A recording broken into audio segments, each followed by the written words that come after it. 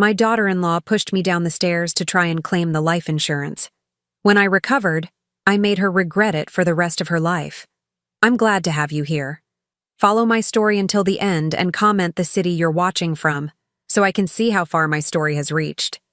The hospital room was too bright and smelled of antiseptic. I blinked slowly, trying to make sense of where I was. Every inch of my body ached, especially my right hip and shoulder. A constant beeping from the monitors reminded me I was still alive, though at that moment, I wasn't sure if that was a blessing. "Mrs. Thelma, can you hear me?" A nurse with kind eyes appeared in my line of vision. "You've had a fall. You're at Mercy General." A fall. Fragments of memories flashed through my mind. The top of the staircase, a sudden loss of balance, tumbling down, down, down, and then nothing. "My son," I whispered, my voice raspy from disuse. "Is my son here?"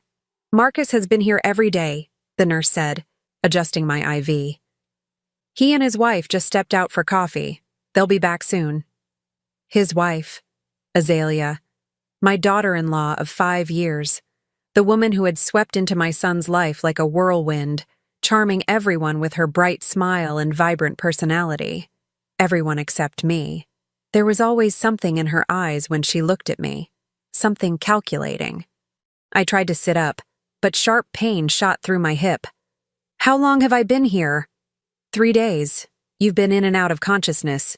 You broke your hip, fractured your shoulder, and had a concussion. You're lucky it wasn't worse, Mrs. Thelma." Lucky. I didn't feel lucky. At 68, a broken hip wasn't just painful, it was potentially life-changing. I had always prided myself on my independence, especially since my divorce from Harold 12 years ago. The thought of being dependent on others, particularly on Marcus and Azalea, made my stomach churn. I must have dozed off because when I opened my eyes again, the light in the room had changed. Low voices were coming from just outside my door. I recognized them immediately. Marcus and Azalea. "Don't understand why it's taking so long," Azalea was saying, her voice pitched low but intense. "The doctor said she should be fully conscious by now." "She's 68 not 30. Recovery takes time." My son sounded tired, worried. "I know, but..." Azalea paused. "What about the policy? Do they need her signature or anything?" "What policy?" Marcus asked, confusion evident in his tone. There was a moment of silence. "The life insurance," Azalea finally said, her voice so quiet I almost missed it. "The one we took out last year." My heart began to race. The monitor beside me beeping faster. "Life insurance? What life insurance?" I had a small policy that Harold and I had purchased decades ago, but nothing that would be worth mentioning at a time like this. "Jesus, my mother is lying in there with a broken hip and you're talking about insurance?" Marcus sounded disgusted. "That's for if she... this was just an accident." "Was it?" A chill ran through me as I recalled the moments before my fall. I had been at the top of the stairs, gathering laundry. I remembered hearing footsteps behind me, feeling a presence. Had someone been there? Had I really just lost my balance? "Of course it was an accident," Azalea said quickly. "I'm just saying, with the medical bills and everything, it's good we have coverage." Their voices faded as they moved away from the door. I lay there, my mind racing despite the fog of pain medication. Why would they take out a life insurance policy on me without telling me? And why was Azalea so interested in it after what was supposedly an accident? The next few days passed in a blur of doctors, tests, and physical therapy sessions. Marcus visited daily, his face lined with genuine concern. Azalea came less frequently, always with a bouquet of flowers and a smile that never reached her eyes. "We've fixed up the guest room downstairs for you, Mom," Marcus told me a week after my fall. "So you won't have to deal with the stairs during your recovery." "That's thoughtful," I said, watching his face carefully. It must have been Azalea's idea. A flicker of something, discomfort, crossed his features. "Actually, she suggested a nursing home at first, but I insisted you come home with us." "Of course she did." I forced a smile. "Well, I appreciate it. I promise I won't be a burden for long." "You're never a burden, Mom," he said, squeezing my hand. But as I looked into his tired eyes, I wondered if that was true. Had I become a burden to my son? Was that why Azalea wanted me gone? Or was there something more sinister at play? The day before my discharge, when I was alone in my room, I asked the nurse to help me make a phone call. Not to Marcus, but to my old friend Diane, who had retired from the insurance industry. "Diane," I said when she answered, "I need to ask you something. If someone takes out a life insurance policy on another person, don't they need that person's consent?" "Generally, yes," Diane replied, "unless they can prove insurable interest, like a spouse or dependent." "Why do you ask?" I took a deep breath. "Because I think my daughter-in-law pushed me down the stairs to collect on a policy I didn't know existed." Coming home to Marcus and Azalea's house felt strange. It had been my home for the past 3 years, ever since I sold my place to help Marcus with the down payment. Yet now, looking at the familiar cream-colored walls and family photos, everything seemed different, threatening somehow. "Mom, I've got your room all set up," Marcus said, guiding me gently through the front door, my walker thumping against the hardwood floors. I hated that walker. Hated the vulnerability it represented. The guest room had been transformed with a hospital bed, a bedside commode, and grab bars in the adjacent bathroom. So much effort for someone Azalea apparently wanted dead. "It's perfect," I lied, lowering myself carefully onto the bed. "You've thought of everything." "Well, the hospital gave us a list," Azalea said, appearing in the doorway with an artificial smile. "The physical therapist will come Tuesdays and Thursdays. I've written it on the calendar." "Thank you, dear," I said, matching her false sweetness. Two could play this game. That night, after Marcus brought me dinner on a tray and Azalea made a show of fluffing my pillows while he watched, I lay awake planning. If my suspicions were correct, I couldn't confront them directly. I needed evidence. I needed to understand what was happening in my own home. The next morning, when I was alone, Marcus at work, Azalea supposedly at the grocery store, I forced myself up. Each movement sent pain shooting through my hip, but determination pushed me forward. I had exactly 47 minutes, according to Azalea's schedule on the refrigerator. Their bedroom was upstairs, inaccessible to me now, but Marcus's home office was just down the hall. I shuffled there slowly, gripping my walker, sweat beading on my forehead from the effort. The office was neat, organized. My son had always been methodical. I started with the filing cabinet, labeled meticulously, automotive, banking, house, insurance. My trembling fingers pulled open the insurance drawer. Inside were folders for everything: home, auto, health, life. I pulled out the life folder with shaking hands. There, on top, was a policy I'd never seen before. Thelma Lancaster, insured for $500,000. Beneficiaries: Marcus Lancaster, 20%, Azalea Lancaster, 80%. My stomach lurched. 80% to Azalea? I flipped through the paperwork, looking for my signature. There it was, on the final page. Except it wasn't my signature. Someone had forged it, and rather poorly at that. The T was all wrong. I looped mine, and this one was angular. I took photos of everything with the cell phone Marcus had insisted I carry in case of emergency. Then I carefully replaced the documents exactly as I'd found them. Next, I checked Marcus's desk drawers. Nothing unusual until I reached the bottom one. Locked. Using a letter opener, I managed to jimmy it open, wincing as pain shot through my shoulder. Inside was a stack of overdue bills and collection notices, all addressed to Azalea. Credit cards maxed out at $30,000. A personal loan default notice. Gambling debts from an Atlantic City casino, all dated within the last year, all hidden from Marcus. So that was it. Azalea was drowning in debt, and I was worth more dead than alive. I photographed these documents too, then locked the drawer and erased all signs of my search. I made it back to my room just as I heard Azalea's key in the front door. "Thelma? I'm back," she called out, her voice syrupy sweet. "I got those prunes you like." I'd never liked prunes in my life. Over the next few days, I played the role of grateful mother-in-law. I ate the food Azalea prepared, took the pills she handed me, and pretended not to notice how she tensed whenever Marcus showed me affection. But when they thought I was napping, I listened. And when they thought I was too medicated to function, I searched. I found Azalea's tablet one afternoon while she was in the shower. She'd left it on the kitchen counter, unlocked.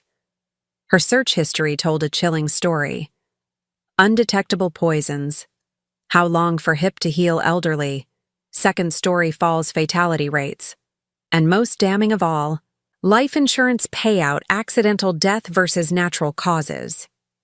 I forwarded the most incriminating emails to myself, then deleted the sent message from her outbox. Just as I heard the shower turn off, I returned the tablet exactly where I'd found it.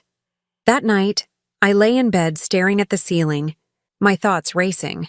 My own daughter-in-law had tried to kill me. Was still trying, perhaps. But why hadn't she succeeded? A woman who methodically researched untraceable poisons surely could have finished the job by now. Unless she needed it to look natural. The insurance policy probably had a suicide exclusion, maybe even a murder investigation clause. A fall could be explained as an accident.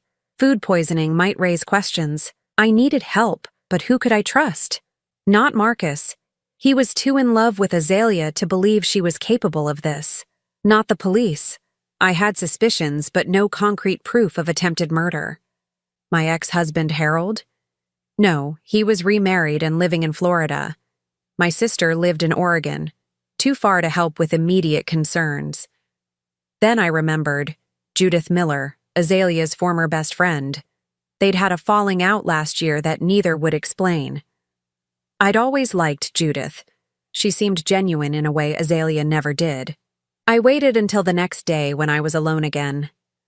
My physical therapist, Caroline, had just left after our session. She was a no-nonsense woman in her 50s who pushed me harder than I thought possible. "You're recovering well, Thelma," she'd said. "Much faster than most patients your age with similar injuries." That information was both encouraging and terrifying. How long before Azalea realized her window of opportunity was closing? With trembling fingers, I found Judith's number in my old contact book and dialed. "Mrs. Lancaster?" She sounded surprised. "Is everything okay?" "Judith," I said quietly, constantly listening for Azalea's return.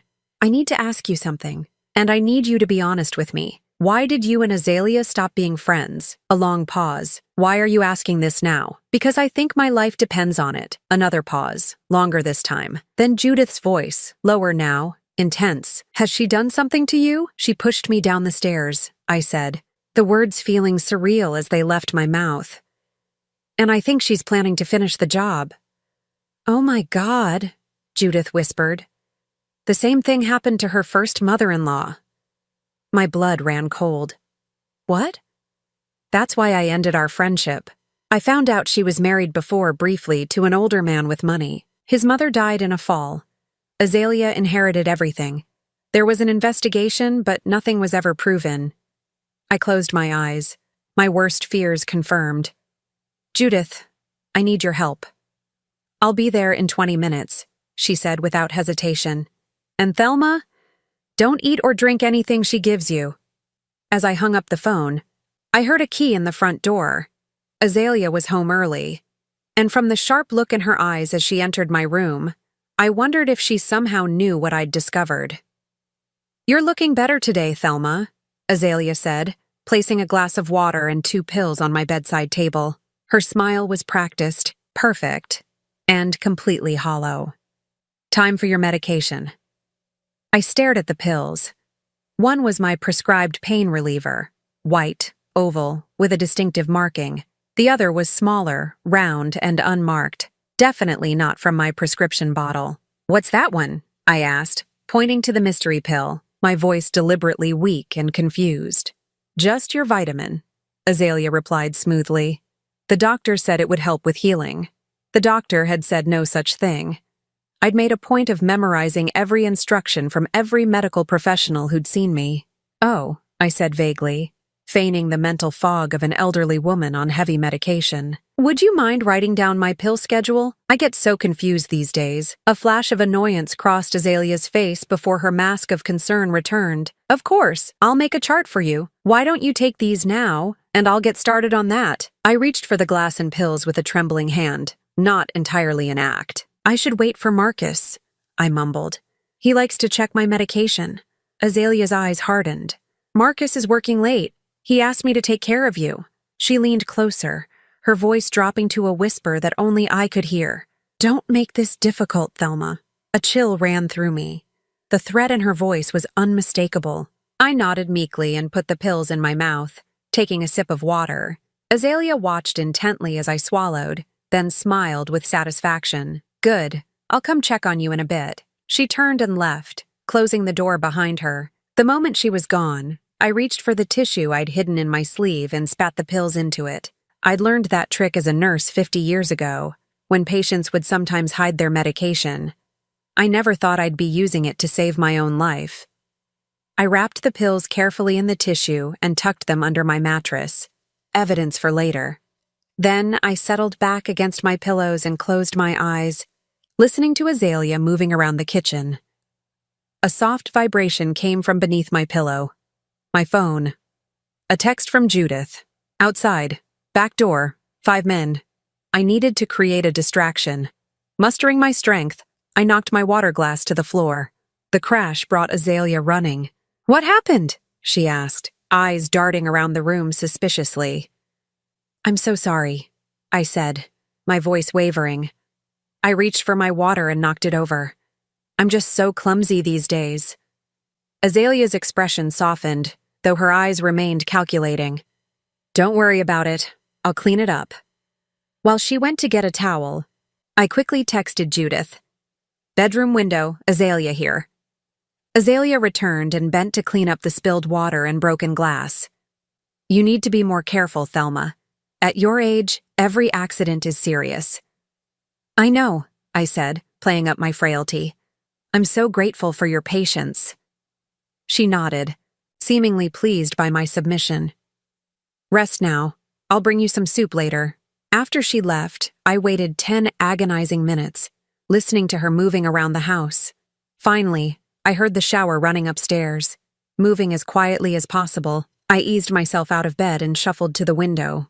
Judith was there, her face tight with concern. I unlocked the window and slid it open just enough for us to talk. Thelma, thank God, she whispered. Are you okay? For now, I replied, keeping my voice low. But she just tried to give me some unmarked pill. I need you to take it to be tested. I retrieved the tissue from under my mattress and passed it through the window crack to Judith. My brother's a pharmacist, she said, carefully pocketing the tissue. He can analyze this. What else do you need? Time, I said, and proof. I've been documenting everything, but I need more. Can you do some digging into her past? The previous mother-in-law who died? Judith nodded. Already on it. Her first husband was Gregory Whitman. His mother, Patricia, died 3 years ago. Broken neck from a fall down the stairs. The investigation was closed due to insufficient evidence, but I have a friend who works for the county records office. I'll see what I can find. Thank you, I said, relief washing over me. And Judith, be careful. She's dangerous. I know, Judith replied grimly. She threatened me when I confronted her about Patricia Whitman, said I'd regret sticking my nose where it didn't belong. The shower upstairs turned off. You need to go, I whispered urgently, already sliding the window closed. Judith disappeared into the bushes just as I heard Azalea's footsteps on the stairs. The next morning, Marcus sat at my bedside before leaving for work, his face creased with worry. Are you sure you're okay, Mom? You seem different. I patted his hand. I'm just tired, sweetheart. Recovery is hard at my age. He frowned. Maybe we should get a second opinion. You were making such good progress, but now you seem worse. Oh, I don't think that's necessary, I said, my voice deliberately weak. Azalea is taking such good care of me. Something flickered in his eyes. Doubt? Suspicion? Still, I think I'll call Dr. Evans today. After he left, Azalea came in with my breakfast and more pills. The unmarked one was back. Marcus mentioned calling Dr. Evans, she said casually, watching me closely. I blinked up at her, the picture of confusion. Did he? I don't remember. You've been very forgetful lately, she said, her voice honeyed with fake concern. I'm worried about you, Thelma. Maybe we should talk to the doctor about your mental state. I understood her game now. If she couldn't kill me quickly, she'd try to convince everyone I was losing my mind. Then she could control my care completely, and my end would come soon after. You're probably right, I said, acting frightened and bewildered. I keep having these strange thoughts, like someone is trying to hurt me. Azalea stiffened. That's concerning. Paranoia can be a sign of dementia. I know, I sighed. Maybe I should talk to Marcus about it. No, she said quickly. Let me handle it. You'll just worry him unnecessarily. I nodded meekly and took my medication, hiding the mystery pill once again. As soon as she left, I spat it out and added it to my growing collection of evidence. Later that day, my physical therapist Caroline arrived. Azalea hovered nearby during the first part of our session, but eventually left to take a phone call. Caroline, I whispered urgently, I need your help. She looked startled by my sudden clarity and strength. What's wrong? My daughter-in-law is trying to kill me. I know how it sounds, but please, just listen. To her credit, Caroline didn't immediately dismiss me. She studied my face, then nodded. Go on. I quickly explained about the insurance policy, the unmarked pills, Azalea's previous mother-in-law. Caroline's professional demeanor didn't crack, but her eyes widened. I need you to document my actual condition, I said. Write in your official notes that I'm mentally sharp, physically improving. Make it clear that any deterioration would be suspicious. Caroline nodded slowly. I can do that. And I'll give you my personal number. Call me anytime. By the time Azalea returned, Caroline and I were back to normal exercises, with me deliberately performing more poorly than I had in our previous sessions. That evening, my phone vibrated with a text from Judith. Pills analyzed. Powerful sedative mixed with heart medication. Dangerous dose for someone your age, it'd wait. Gathering more info on Patricia W. Call you tomorrow. I closed my eyes, fear and vindication washing through me in equal measure. I wasn't paranoid. Azalea was trying to kill me, slowly but surely. The next day, Marcus took a rare day off work to stay with me. Azalea was clearly displeased, but hid it well. You don't need to babysit me, she told him over breakfast. I've got everything under control. It's not babysitting, Marcus replied. I just want to spend time with my mother. I pretended to doze in my room, listening to their conversation in the kitchen. She's getting worse, not better, Azalea was saying. Mentally, I mean. She's having paranoid thoughts, forgetting things. That doesn't sound like Mom, Marcus said, concern evident in his voice. People change when they age, Azalea insisted. Remember how your boss's mother got? One day fine. The next day accusing the nurses of stealing her jewelry? There was a long pause. Maybe we should consider that nursing home after all, Marcus finally said, his voice heavy with reluctance. My heart sank. Despite my documentation, despite my careful planning, Azalea was winning. My own son was beginning to doubt me. I needed to change tactics. Playing weak and confused had protected me temporarily, but it was time to fight back. When Marcus came to check on me later, I was sitting up in bed, alert and clear-eyed. Mom, he said, surprised by my appearance. You look better. I feel better, I said firmly, and I need to talk to you about something important. He sat on the edge of my bed, worry creasing his brow. What is it? I took a deep breath. This was it, the moment of truth. There's something you need to know about Azalea. Marcus's face hardened before I could even begin. If this is about Azalea suggesting the nursing home, Mom, she's just concerned about you. We both are. I shook my head. It's not that, Marcus. It's... Mom, he interrupted, his voice gentle but firm. I know it's hard to accept help, especially from Azalea. You two have never really connected, but she's trying. My heart sank. He wasn't ready to hear the truth. If I told him now, with no proof but my word against hers, I'd only push him further into her arms, and myself closer to that nursing home where she could control everything. I just wanted to thank her. I lied, forcing a smile. For all she's doing. Could you ask her to come see me? Relief washed over his face. Of course. I'm glad you're finally warming up to each other. As soon as he left, I texted Judith. Need more concrete evidence now. Marcus won't believe me yet. Azalea appeared in my doorway moments later, her smile not reaching her eyes. Marcus said you wanted to talk to me. Yes, I said, matching her false warmth. I wanted to thank you for everything, and to apologize for being difficult. Suspicion flickered across her face. That's very kind of you, Thelma. I've been thinking, I continued, hating every word, that maybe you're right about the nursing home. I don't want to be a burden. Azalea's eyes lit up with triumph, though she quickly masked it with concern.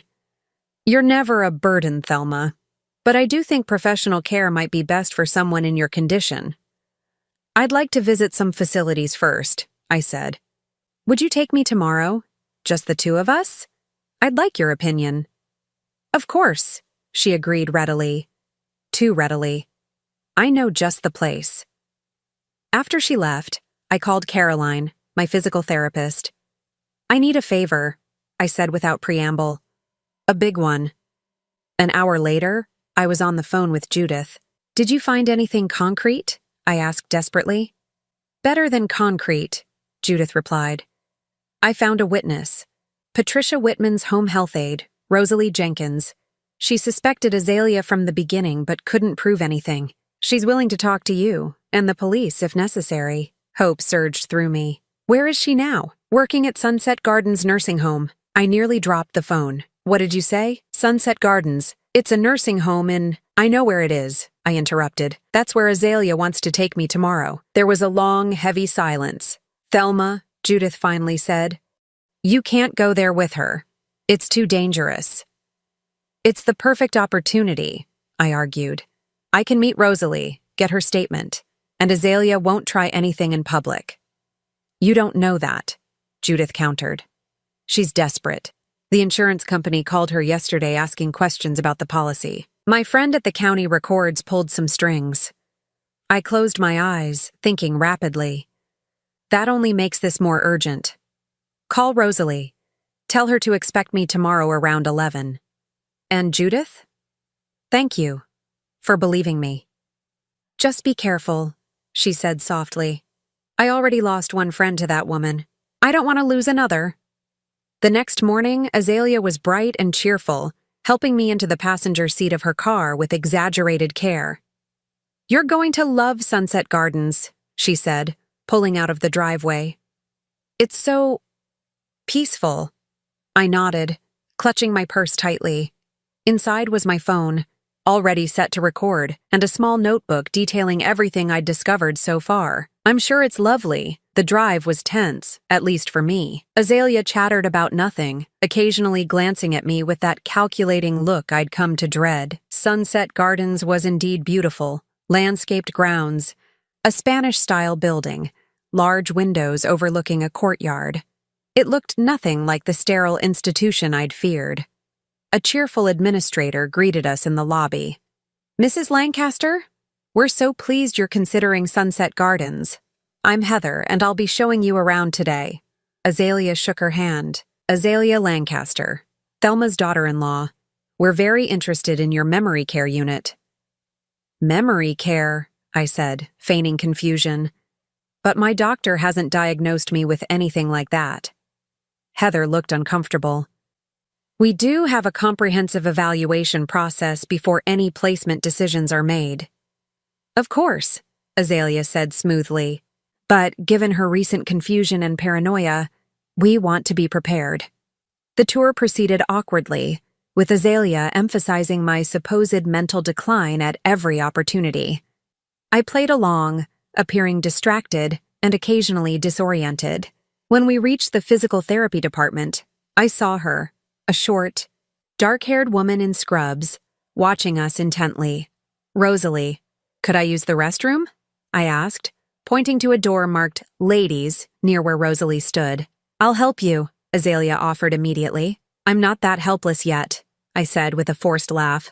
I'll just be a minute. Before she could object, I shuffled toward the bathroom, moving slowly with my walker. Rosalie followed me inside. Mrs. Lancaster?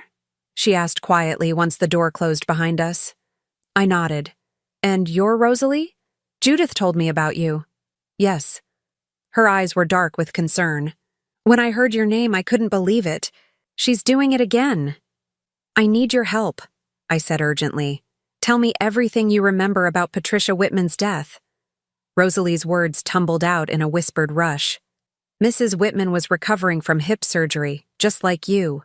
Azalea was always so sweet when her husband was around, but when they were alone, she shuddered. I noticed Mrs. Whitman getting weaker, more confused. The doctor said it was normal post-operative depression, but I wasn't convinced. Did you see anything specific? I pressed. Once, Rosalie said, her voice dropping even lower. I came in early and saw Azalea adding something to Mrs. Whitman's tea. When I asked about it, she said it was honey, but Mrs. Whitman was diabetic. Did you report it? To the agency, yes. They said they'd investigate, but nothing came of it. 2 days later, Mrs. Whitman fell down the stairs. Azalea said she was trying to go down on her own, despite warnings. It was so similar to what happened to me that my skin crawled. Would you be willing to make a statement to the police? Yes, Rosalie said without hesitation. I should have pushed harder last time. I won't make that mistake again.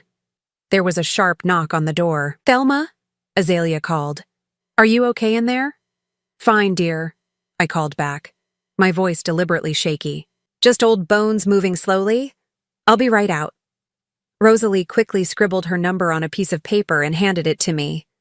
Call me anytime. And Mrs. Lancaster? Don't eat or drink anything she gives you.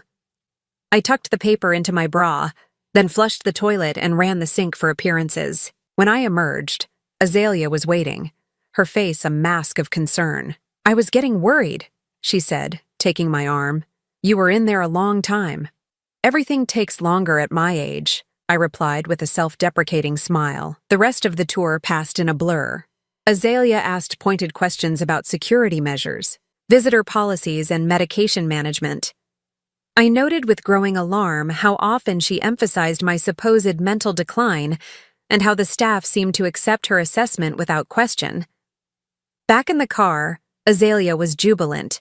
I think that went well. I'll call them tomorrow to start the paperwork. So soon? I asked, unable to keep the fear from my voice. The sooner the better, she said, patting my hand condescendingly. You need proper care, Thelma, more than Marcus and I can provide. That evening, while Azalea prepared dinner, I called Caroline from my bedroom. Everything's set, Caroline confirmed. Dr. Evans will be there at 9 tomorrow for a home evaluation. He's bringing a geriatric psychiatrist, Dr. Levine. They'll document your mental state officially. Thank you, I breathed. What about the other matter? My brother's a detective with the county sheriff's office, Caroline said. He's very interested in speaking with you, especially after seeing the lab results from those pills, but he needs more than just the pills and your word. I have more now, I said, a witness to a previous case, similar circumstances, and documented evidence of the insurance policy. That might be enough for an investigation, Caroline said cautiously, but not necessarily an arrest. You need to be careful, Thelma. If Azalea suspects you're building a case against her— I know, I said grimly. That's why I've been playing along with this nursing home idea. It buys me time. A soft knock on my bedroom door made me jump. Mom? It was Marcus. Can I come in? I have to go, I whispered to Caroline. Tomorrow at 9. I ended the call just as Marcus entered. His face was drawn with worry. Mom, I've been thinking about this nursing home thing. Are you really okay with it? I hesitated, searching his face. Was he finally seeing through Azalea's facade? To be honest, no, I admitted, but Azalea seems to think it's for the best. Marcus sat on the edge of my bed, running a hand through his hair. She's just concerned about your health. We both are. I know, sweetheart, I said, patting his hand. But I'd feel more comfortable if my regular doctor evaluated me first, just to make sure we're making the right decision.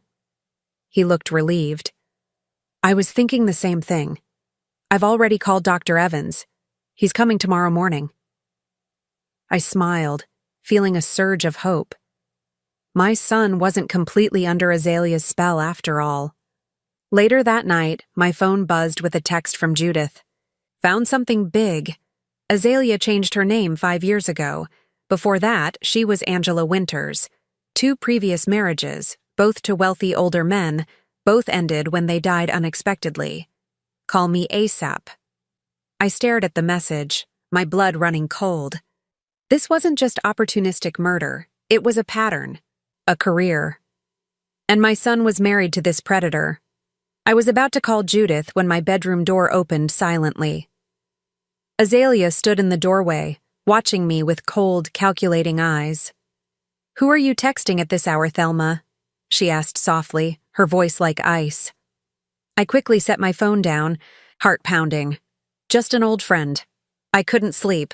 She moved into the room, fluid as a snake. An old friend? How nice. Anyone I know? I doubt it, I said, forcing a smile. Just catching up. Azalea sat on the edge of my bed, too close for comfort. Marcus told me Dr. Evans is coming tomorrow. Was that your idea? I just thought a professional opinion would help us make the right decision, I said carefully. She studied my face, her eyes narrowing slightly. You seem sharper tonight, more like your old self. I feigned confusion. Do I? I'm just tired, I think. She reached out and picked up my water glass from the bedside table. You should stay hydrated. It helps with recovery. She held the glass out to me, her eyes never leaving mine. A challenge. Thank you, I said, taking the glass but not drinking. I'll finish it before I go to sleep. A tense silence stretched between us. She knew I suspected her, and I knew she knew. Well, she finally said, standing up, try to get some rest. Tomorrow will be a big day. After she left, I poured the water into my bedpan and hid the glass under my bed. One more piece of evidence for tomorrow. But as I lay awake in the darkness, I wondered if I would live to see the morning. Azalea was cornered, and that made her more dangerous than ever. I didn't sleep that night. Every creak of the house, every shadow that passed my door sent my heart racing. I kept my phone clutched in my hand, 911 pre-dialed. If Azalea decided to make her move, I wouldn't go without a fight. Dawn came. Pale light filtering through my curtains. I was still alive. But the day ahead would be the most dangerous yet. At 7:30, Marcus knocked gently on my door. Mom, you awake? Come in, I called, quickly smoothing my hair and sitting up straighter. He entered with a tray of breakfast. Toast, scrambled eggs, orange juice. I made you breakfast, he said with a small smile.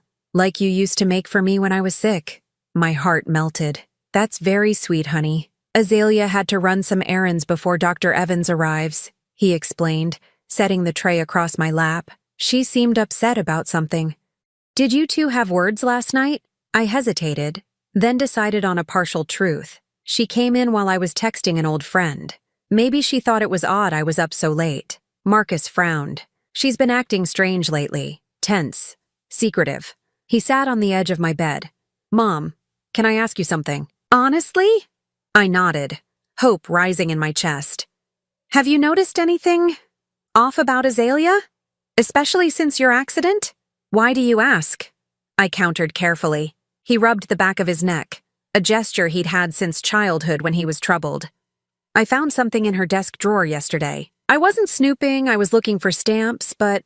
He paused, conflicted. It was a life insurance policy, on you, for $500,000. I see, I said, keeping my voice neutral. And you didn't know about this policy? No, he exclaimed. I would never, he trailed off, his expression darkening. The signature didn't look like yours either. The moment I'd been waiting for had arrived, but I needed to tread carefully. Marcus, I said gently, there's something I need to show you. I reached for my phone and pulled up the photos I'd taken, the forged insurance documents, Azalea's search history, the bills she'd hidden from him. As he scrolled through them, his face grew paler. This can't be real, he whispered. Azalea wouldn't, she couldn't. There's more, I said, showing him the unmarked pills I'd saved. She's been trying to drug me. A lab analysis showed they contain a dangerous combination of sedatives and heart medication. Marcus stood up abruptly, pacing the small room. Why? Why would she do this? Money, I said simply. She's deeply in debt, Marcus. Gambling, credit cards, loans. She saw me as a solution. He stopped pacing, his back to me. You're saying my wife pushed you down the stairs, that she's been slowly poisoning you, that she forged an insurance policy to profit from your death." His voice was flat, disbelieving. "I know how it sounds," I acknowledged. "But there's more you need to know. This isn't the first time she's done this." I told him everything. About Patricia Whitman, about Rosalie's testimony, about the name change Judith had discovered. With each revelation, Marcus seemed to fold in on himself, as if physically wounded. "Dr. Evans will be here soon," I finished gently. "He'll evaluate me and document that I'm mentally competent. A detective is coming too. I didn't want to involve the police without talking to you first, but—" "You were right to investigate," Marcus interrupted, his voice hollow. "If even half of this is true." The sound of a car door slamming interrupted us. Through the window, I saw Azalea getting out of her car, her face set in determined lines. "She's back," I said quietly. Marcus straightened, his expression hardening. "I'll handle this." "Marcus, wait." But he was already striding out of the room, a man on a mission. I heard the front door open, heard Azalea's falsely bright greeting, then Marcus's cold response. "We need to talk, Azalea. Now." I eased myself out of bed and shuffled to my doorway, straining to hear. "What's wrong?" Azalea asked, her voice concerned but with an undercurrent of wariness. "I found the insurance policy," Marcus said bluntly. A beat of silence. "What insurance policy?" "Don't," Marcus snapped. "Don't lie to me. The life insurance policy you took out on my mother, the one with the forged signature." "Oh, that," Azalea said, her voice lightening with apparent relief. "I was going to tell you about that. It was supposed to be a surprise, a security measure for both of you." "A surprise?" Marcus's voice dripped with disbelief. "A $500,000 policy that pays out 80% to you if she dies is a surprise? You're making it sound sinister," Azalea protested. "It's just financial planning. And the pills you've been giving her, the ones that aren't in her prescription bottle, is that financial planning too?" Another pause, longer this time. When Azalea spoke again, her voice had changed, colder, harder. "She's been talking to you, hasn't she? Turning you against me with her paranoid delusions. She showed me evidence. Azalea, lab results, forged documents, your search history about untraceable poisons and insurance payouts." "She's lying!" Azalea shouted, her composure finally cracking. "She's always hated me, always tried to come between us. Can't you see she's manipulating you?" "The only one manipulating anyone is you," Marcus replied, his voice ice cold. "I want you out of this house, now." "You can't be serious," Azalea said, her tone shifting to wounded disbelief. "Marcus, baby, this is all a misunderstanding. Your mother is confused, paranoid. That's why we were considering the nursing home, remember? For her own good." "Stop it," Marcus said, his voice shaking with anger. "Just stop. I know about Patricia Whitman. I know about your name change. I know everything, Azalea. Or should I call you Angela?" The silence that followed was deafening. Then I heard a sound that made my blood run cold. A soft, menacing laugh. "You know nothing," Azalea said, her voice completely transformed, empty of the warmth and charm she usually affected. "Nothing at all." There was a sudden commotion, a crash, a shout from Marcus. Fear propelled me forward. I grabbed my walker and moved as quickly as I could toward the living room. The scene that greeted me was chaos. A lamp lay shattered on the floor. Marcus was clutching his arm, blood seeping between his fingers. And Azalea stood between us, a kitchen knife in her hand, her beautiful face contorted with rage. "Look who decided to join us," she said, turning toward me with that knife. "The meddling mother-in-law who couldn't mind her own business." "Azalea," I said calmly, though my heart was hammering. "Put the knife down. Dr. Evans will be here any minute." "No, he won't," she replied with a cold smile. "I called and canceled. Said you were too confused today for an evaluation. Isn't that convenient?" Marcus moved toward her, his face pale but determined. "Azalea." "This is insane! Give me the knife!" She whirled back to him, the knife pointed at his chest. "Stay back. Both of you, sit down. Now!" We complied, Marcus helping me to the couch while keeping himself between me and Azalea. "What's your plan here?" he asked her, his voice remarkably steady. You can't kill both of us and call it an accident.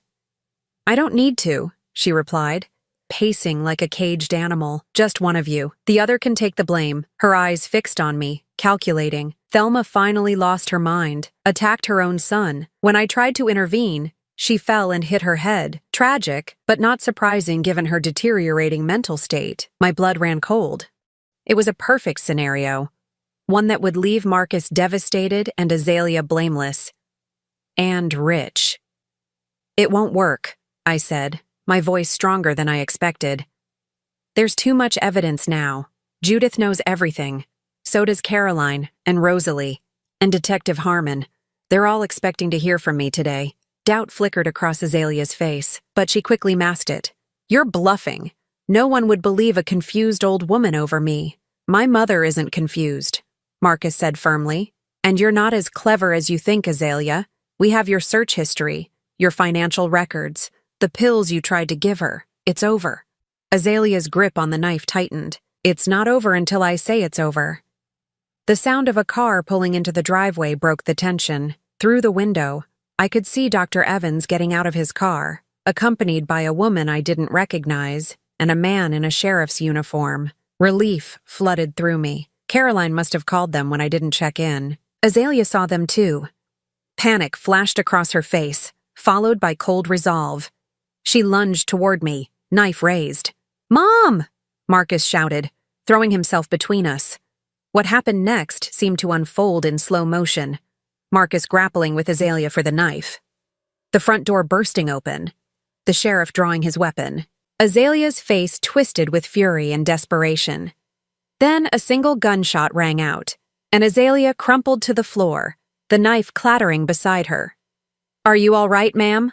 the sheriff asked, approaching cautiously, his gun still trained on Azalea's motionless form. I nodded, unable to speak, my eyes fixed on the growing red stain on Azalea's blouse. She was still breathing, but barely. Marcus knelt beside her, pressing a cushion against her wound. Despite everything, he was trying to save her. That was my son, compassionate to the core, even toward the woman who had just tried to kill his mother. "Ambulance is on the way," the female doctor, Dr. E. Levine, I presumed, said, joining Marcus in administering first aid. Dr. Evans helped me to a chair, checking my vitals with practiced hands. "Mrs. Lancaster, are you injured?" "No," I managed, my voice shaking. "Just shocked." The sheriff holstered his weapon once his partner had secured Azalea. "We got a call from a Caroline Bennett. Said you might be in danger." "She was right," Marcus said grimly. "My wife just tried to kill my mother. And me. We'll need statements from both of you," the sheriff said. "But first, let's get you checked out." As paramedics arrived and began working on Azalea, Detective Harmon, Caroline's brother, I assumed, approached me. "Mrs. Lancaster," he said gently, "Caroline told me about your suspicions. I'm sorry we didn't get here sooner." "You got here in time," I said, watching as they loaded Azalea onto a stretcher, an oxygen mask over her face. "That's what matters." Marcus sat beside me, his arm now properly bandaged. He looked shell-shocked, his face ashen. "I can't believe I didn't see it," he whispered. "All this time, living with a monster." I took his hand. "She was very good at hiding who she really was. It's not your fault." He turned to me, his eyes filling with tears. "I'm so sorry, Mom. If you had died because I brought her into our lives—" "But I didn't," I said firmly. "I didn't, because I'm tougher than I look, and because I had help." I squeezed his hand. "We're going to be okay." As the paramedics wheeled Azalea out, her eyes fluttered open. For one brief moment, our gazes locked. There was no remorse in her eyes, only cold fury at being thwarted. Then she was gone, and for the first time in weeks, I could breathe freely again. 6 months can change everything, or perhaps more accurately, 6 months can restore what should have been all along. I sat on the porch swing of my new home, a cozy one-story cottage with no stairs to navigate, watching the autumn leaves dance across the lawn. My hip had healed remarkably well, ahead of schedule for a woman half your age, Dr. Evans had said at my last checkup. My shoulder barely ached anymore, except when rain was coming. The physical wounds had mended. The emotional ones were taking longer but healing nonetheless. More tea, Mom? Marcus appeared in the doorway, pot in hand. Please, I said, smiling as he refilled my cup. It's perfect weather for it. He settled beside me on the swing, his own mug cradled between his palms. 6 months had changed him too. New lines around his eyes, a touch of gray at his temples that hadn't been there before. Trauma ages you, but so does wisdom. Judith called, he said after a comfortable silence. She's bringing over that casserole she promised, the one with the green beans you like. I nodded, warmth spreading through my chest. Judith had become a dear friend in the aftermath, checking on me daily, bringing books and puzzles during my recovery, offering the kind of steady support that only someone who truly understands can provide. And Caroline's stopping by later to go over your new exercise routine, Marcus added.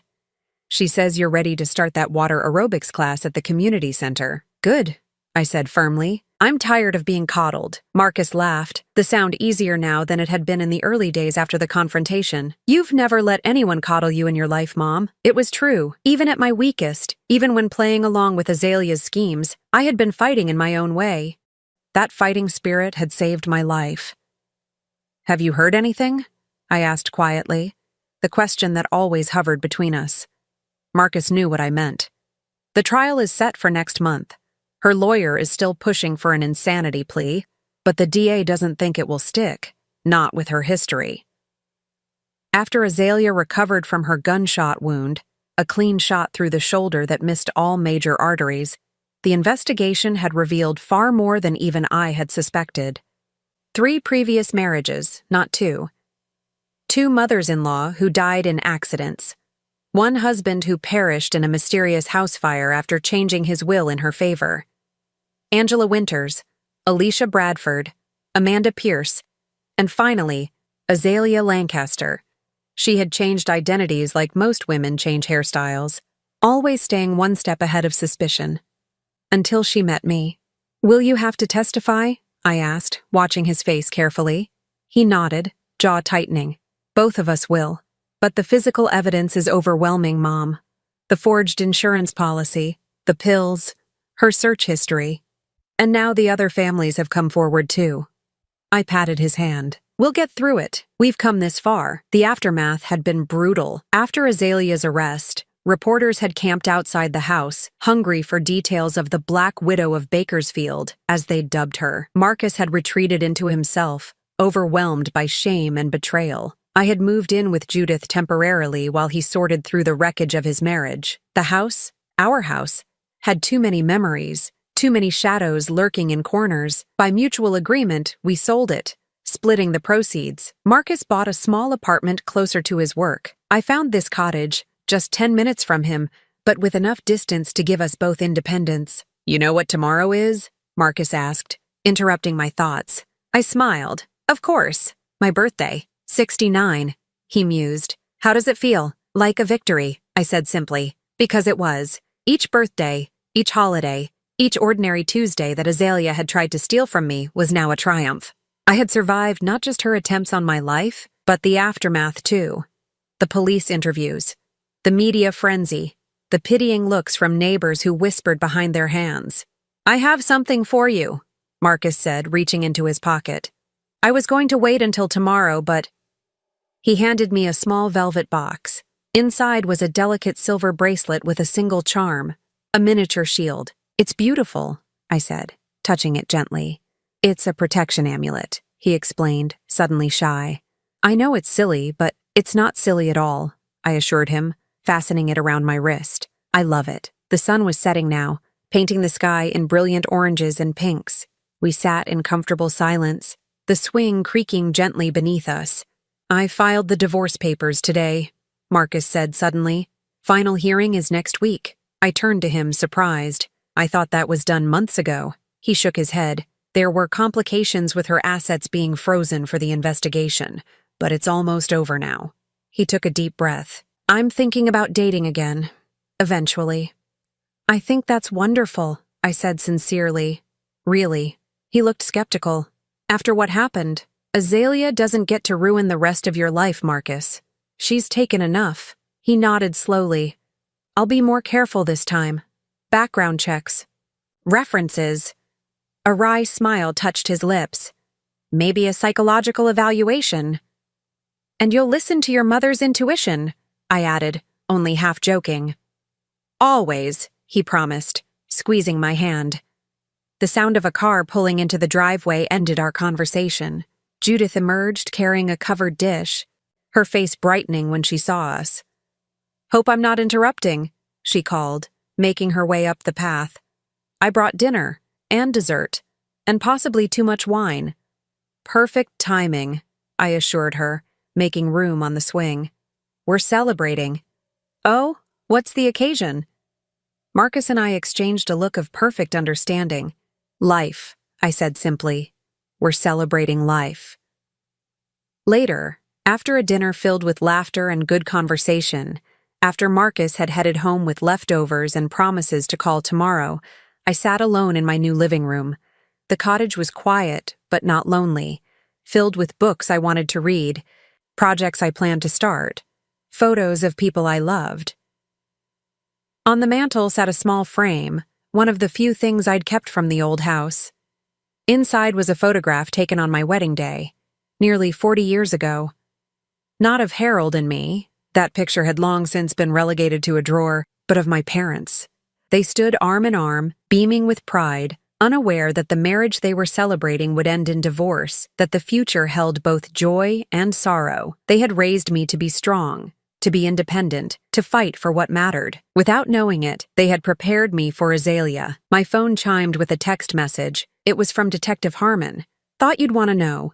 AZ accepted plea deal today. 25 to life. No possibility of parole. It's over." I read the message twice, letting the words sink in. It was over. Not just the investigation or the legal proceedings, but the fear, the uncertainty, the shadow that had hung over us for months. I typed back a simple "thank you" and set the phone aside. Outside my window, the moon cast silver light across my small garden. In the spring, I would plant roses there, and perhaps some herbs. I had time now. Time I had almost lost. Time I would never take for granted again. As I prepared for bed, I caught my reflection in the bathroom mirror. The woman looking back at me was older. Yes, with lines etched by pain and worry, but her eyes were clear, determined, alive with purpose. I thought of all the women like me, older, perhaps overlooked, but far from helpless. Women with wisdom earned through decades of living, with strength forged in life's crucible. Azalea had seen me as an easy target, a frail old woman she could manipulate and dispose of. It had been her fatal mistake.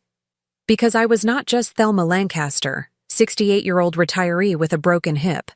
I was a survivor, and I had so much life left to live, Now, I'm curious about you who listened to my story.